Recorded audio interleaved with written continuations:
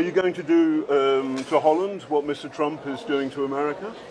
Well, you know, I am no Mr. Trump. I'm my own man and my own party in my own country. But indeed, there is what I call a patriotic spring going on. We saw the beginning of it with Brexit, that even though the political elite was making sure that the people were afraid to vote in favor of leaving the European Union. The people did, in the majority. We saw in the United States that despite all the rhetoric of the elite, Mr. Trump won the election. I hope I can repeat the same thing, because once again, the people want to be in charge again. It's not only America first, it's also Holland first, and that's what I try to accomplish. Some people say that you're a bit of a fascist, though. Some people say that. Well, don't listen to those people, some of them, but it's totally untrue. I'm working within the democracy, the Dutch democracy. I'm in favor of the rule of law and the civil society, and everything I do will be voted upon. So there is nothing.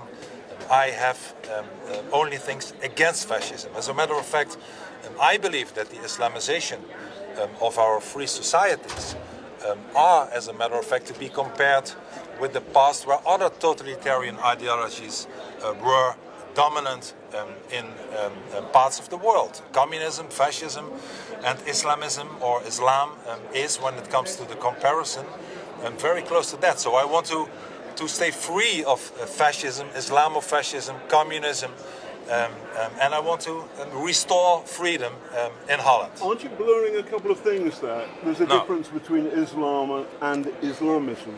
No, for me, not. No, for me it's the same. I make a distinction between the people and the ideology. How do you do I have that? no problem. As I said, you said you have no problem with Muslims. I don't. But you have a problem with the Quran, and you have a problem with Islam. Exactly. That makes no sense. No, it does. Actually, I have a lot of support from Muslim people, both within Holland as in the Muslim world.